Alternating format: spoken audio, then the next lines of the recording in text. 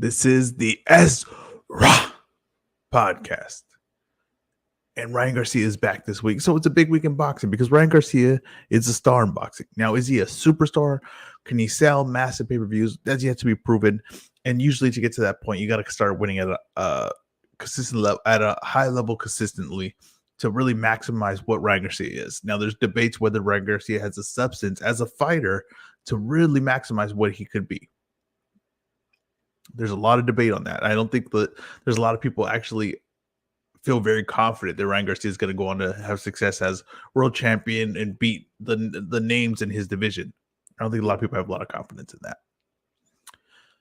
People want to know, is it the fame that he has right now? Is it just due to social media, his looks? And that's been around before. Like if you remember, Victor Ortiz kind of had a similar situation. Now, maybe not the level of Ryan Garcia, but it was similar, good enough to get him to a Floyd Mayweather fight. Good enough to have some buzz on him, good enough to have him in some movies. He had a similar situation, but he couldn't do it at a consistent level. He couldn't do it at a high level consistently. He could never really do it at a high level, if we're being honest. So Ryan Garcia, that's the question. Can he do it at a high level? He's going to fight Javier Fortuna this weekend. And the one thing I noticed, and I want to say this before kind of breaking down the Fortuna fight with Ryan Garcia, is I think I have a theory that Ryan Garcia is actually there's a reason that people are down on him, and it's really not his fault. It's not the performances that he's had. I believe that people are miscategorizing Ryan Garcia and putting him in the wrong category and with the wrong comparisons. And this is causing him to be not really scouted and judged correctly. Now, if you really look at Ryan Garcia, he's been dominant in all his performances. And he has really one big slip up, which is when he gets dropped by Luke Campbell. But if you really look at that fight, he's pretty dominant in that fight. Now, does he get with the big shot? Yes. Does he get dropped? Is he clearly hurt? Yes. Is it a flaw that we can all see? And you kind of see it repeatedly, even in that fight. Yes, it is. So it's easy to go back in that. That's engraved in your brain. That mistake, that memory of him getting dropped by that punch by Luke Campbell. And it's just so easy to see him getting knocked out. But you got to really look at all his other performances. You know what I mean? You can't, what I always do is throw out his best, throw out his worst. And what is he? And if you really look at it, Ryan Garcia is just dominant. He's dominant. Now, it's not the highest level of competition, but it's comparable to other guys that fought the same competition. And he's doing what he has to do, and he's smoking guys. And he's not giving up a lot of rounds. And he's putting guys to sleep. And he's doing it early. And or if he's going the decision, it's very dominant. Like if you look at his last fight, like I mean, it's a ranked guy, and he beats him 12 rounds to none. He drops him, he hurts him. The guy doesn't want anything to do with him in there. And I think it's because we miscategorize Ryan Garcia in kind of like the same lane as elite boxers, like with top amateur pedigree, such as a Devin Haney, Shakur Stevenson. Maybe they even like a De La Hoya. Like those are like things that, you know, a lot of the guys that are Mexican American that come up, that's kind of like what they get compared to, especially they have like an amateur background. It's like, oh, he's De La Hoya. He could be De La Hoya. That kind of puts him in a bad spot because that's not what Ryan Garcia really is. And it's not that he doesn't have skills, because he has a lot of, or ability, because he has skills. He has a lot of ability, probably the most ability at 135. The thing is that Ryan Garcia is an awkward brawler, right? And I would compare him to a Max Baer. To me, and maybe people get mad about this, a Frock, and maybe a Maidana. He is not going to be technical in the way that you want, in the way they teach us, the way it would be in a book. He's not going to be that. He's going to fight to his natural abilities and the way he naturally fights.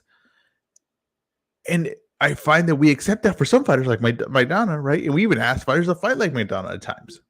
We accept it for some guys like Carl Frock, right? You accept it for guys like Max Baer, which, you know, Max Baer was a fighter back in the day who fought, like, you know, lost to James Braddock, who they made a movie about and all that. But if you look at his style of brawling and coming forth and shots at awkward angles, Ryan Garcia is that. He's not going to be the technical guy. And if you look at him as that, and the way we look at a lot of guys that are awkward like that, and the way we could look past all the mistakes they make because you say, well, he's effective with his style. Well, look at Ryan Garcia's style. He's effective with it. And the proof is in the performances. Now, like I said, Luke Campbell, which I think is a good test for really anyone, is a good fight for anyone, it dropped him. But if you look at the fight as a whole, Ryan Garcia dominates it, and he gets him out of there. And if you look at all these other fights, Ryan Garcia is just putting pressure on guys, breaking them down, and it gets to the point where the guys don't want anything to do with him. His last fight, the guy didn't want nothing to do with him to go. He wanted nothing to do with him. He didn't want to take any chance to win that fight, and people criticized Ryan at the end of it. And if you think about it, just comparison, right? David Haney fights Kambosos. And okay, you think Kambosos is better than to go, and I agree with you on that. That's fine. I don't really have an argument to say to go is better, but just to say Kambosos is better than to go. But what does David Haney do? He 12-0s them. It's not close. He never goes in for a kill. He never pushes it, like really raises it to the next gear. He just jabs them and takes his decision. 12-0, clear victory, nowhere close. When you really look at it, what did Ryan Garcia do to go? He just 12-0s them. Now, he goes for the KO, but, the guy's not opening up. The guy's choosing to survive. Could Ryan maybe have done things to lead him out or not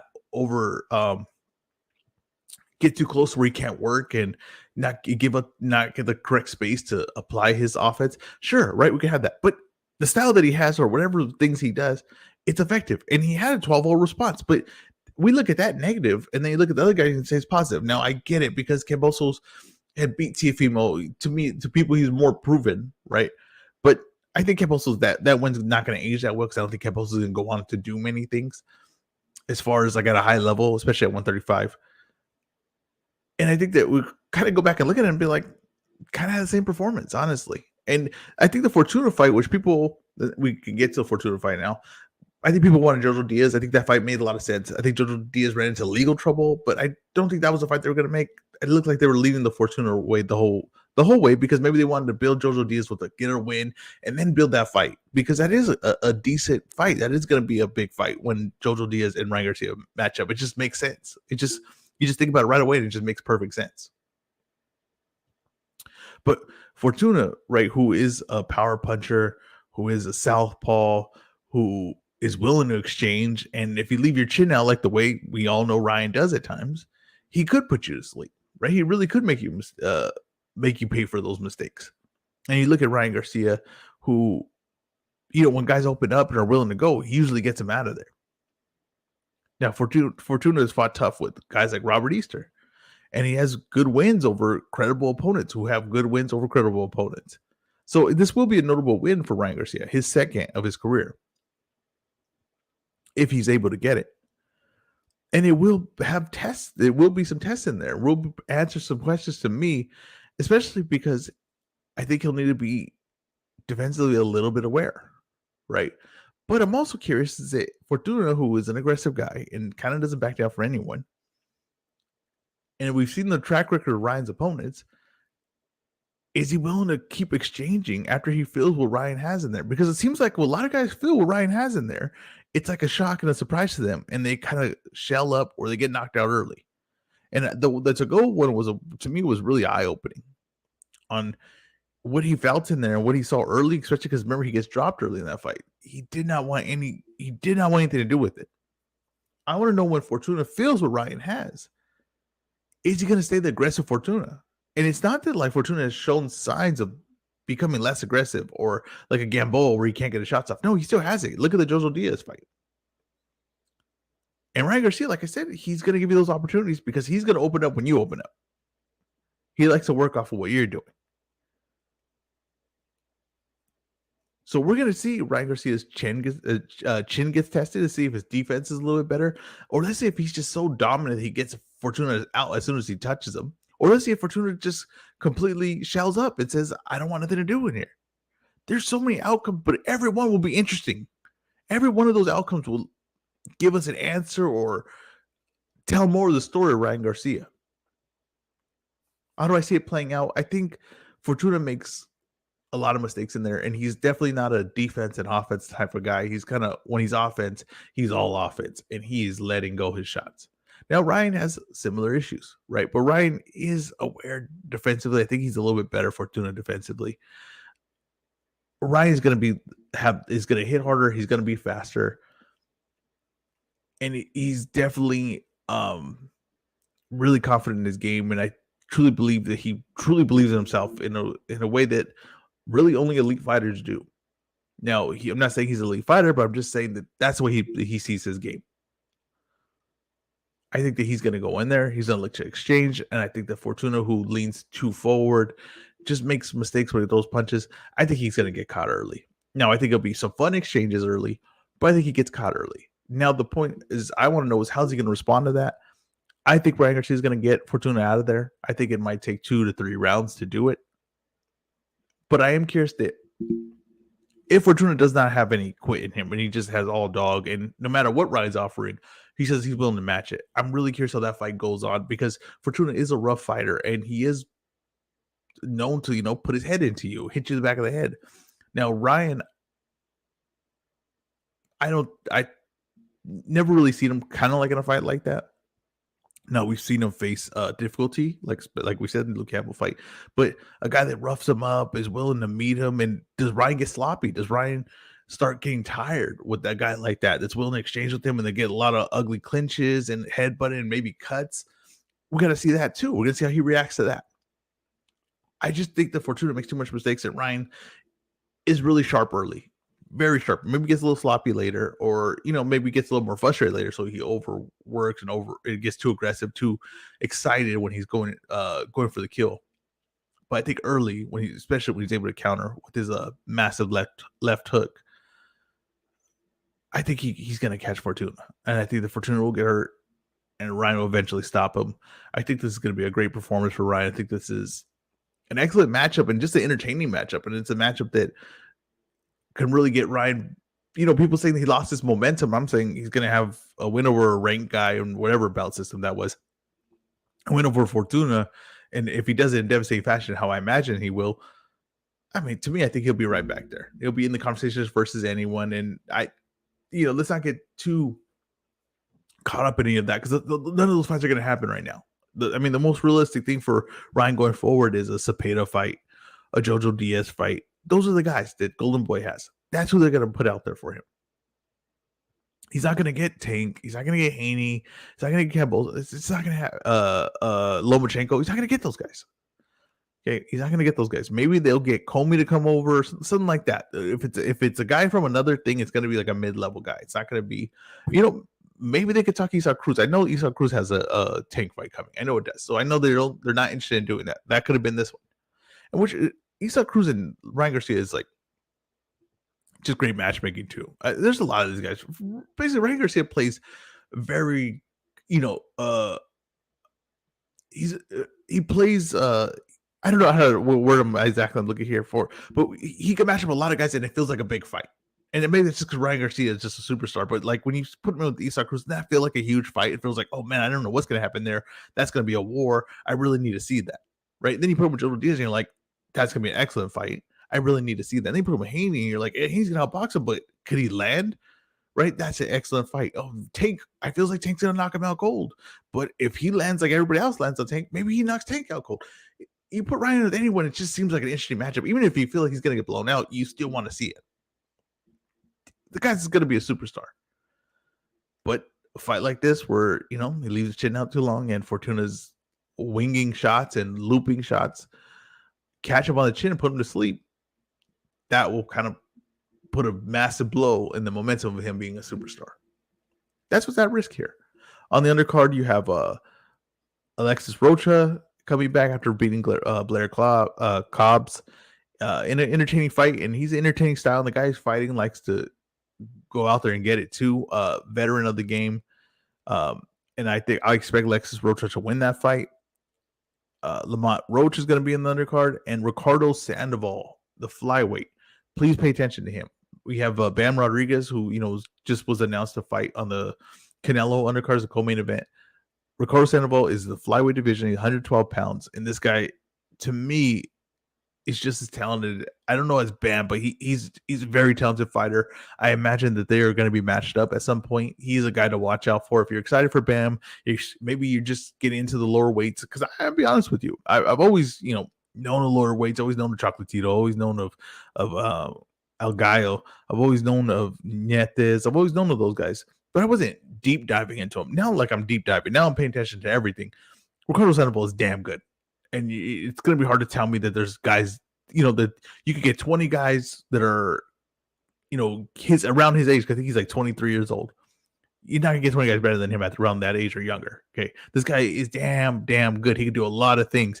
And maybe he's not like eye popping what Bam does, but he's very damn good. And I think that if he keeps coming along, him and Bam is an excellent fight, building up to be an excellent fight. So he's going to be on the undercard. Not the Golden Boys doing a good job of promoting the undercard guys and giving them any attention on the Ryan Garcia fight. That's just not the way they do it. They just do their one guy and everyone else just, you're on the undercard. You're going to get seen because Ryan Garcia, people are going to watch Ryan Garcia. I would think that they would sell Ricardo Sandoval more because how big of attention Bam and all the lower weights are getting right now. It feels like a waste opportunity, but maybe they match him up well. I couldn't even tell you who he's fighting. You know why? Because I couldn't even find that information. I'm dead serious. I'm gonna have to, ask Twitter and ask my boys that really are deep diving on these weight divisions who he's fighting because I couldn't find it. It was nowhere to be seen. Maybe they don't even have an opponent yet. I don't even know. Maybe they pull him off the card. I don't know. When the poster he's on there, I try to find some information on it. I have no idea. I can tell you who Lamont Roach is fighting. Lex Roach, I can tell you who's fighting. But the other guys, I can't. It's very strange. I don't know what Golden Boy's doing. Let's talk about a fight that's going to happen actually Wednesday, middle of the week, and probably at some, godforsaken time, honestly. This is Ioka versus Nietes, and this is a rematch. And a rematch that Nietes won a decision, and probably a little bit of a, it was a close fight, maybe a controversial decision in a way. I kind of seemed like after I watched it, especially studying for this podcast, it seemed like Ioka kind of won this fight. I thought kind of clearly, but I'm a fan of Nietes. I think he's really underappreciated Filipino fighter who defensively can do a lot of things. Defensively, like really gifted. I think his awareness, the craft he has in his defense, the way he uses his defense to set up his shots. I think he's was a brilliant fighter when he was in his prime. I don't think he's in his prime anymore. I know for a fact he's not in his prime anymore. And he's, I think he's 40 years old. I want to say Nietes is 40 years old. And he's fighting Ioka, who, has at the beginning of 2021, I want to say, he had, I believe, his biggest win. And he looked amazing. And then from there, kind of the performances where he's still winning, but maybe not looking to the level what that fight looked like. And him matched up with Nietes to, kind of get revenge on that rematch. I found he won that fight. And I thought he kind of found the opening of how to be effective in that fight. And it was really moving to Nietes' right hand and jabbing him, making Nietes turn, but turn into while he's jabbing, or jabbing him and then turning into his right hand, and it just really eliminated what Nietes could do. Nietes' feet were kind of just stuck in that position. He couldn't counter. He couldn't respond because the jab and the movement of Ioka it's kind of just had him stuck. And I really feel that that's the key of this fight. I think that Nietes is going to be slower. He's not going to have the same movement. And I think that Ioka can really take advantage of all that. Now, is Ioka slowing down? You can make that argument, but he's still winning. Not that Nietes isn't winning, but Ioka is still winning, I think, at a higher level. I still feel like he can go to the well on that. I think he really figured that out in the middle of that fight. And I really think if he keeps going to that and goes to it early, it could be a very one-sided fight here. Now, I do want you to pay attention to just the craft of these guys and the way that they create their entrance and the way that nothing is really given for free. Like I said, I don't know if they're going to be able to compete like the way they did in the last fight, but there's just little things they're doing on the inside, how like they kind of have throwaway shots or they come in with one shot just so they can set the next shot they're going to come in with. It's going to be different. The next time it's very smart fighters, intelligent fighters in the ring. Pay attention to what they're doing. Pay attention to who owns the jab in the middle of the ring, because that was a really important part in the first fight. Also, who owns the feint and who really bites on the feints. and see if Nietes, if Ioka could force Nietes to have to create his offense going forward. That's another key part to it, where I kind of felt like Nietes was, kind of really ineffective on that part of his game. I think it is a very good fight. I just think that Nietes is probably on the downside of his career. Um, probably can't keep it as competitive as it was in the first fight, but two talented guys and maybe a future Chocolatito opponent. They're in the 115 weight division where there's the most stacked top 10, um, most stacked 10 guys. Yeah, top 10 ranking of any boxing weight class. Okay, so these guys, whoever wins this is in that mix, can fight. Just pick a name out the hat. It's a great fight.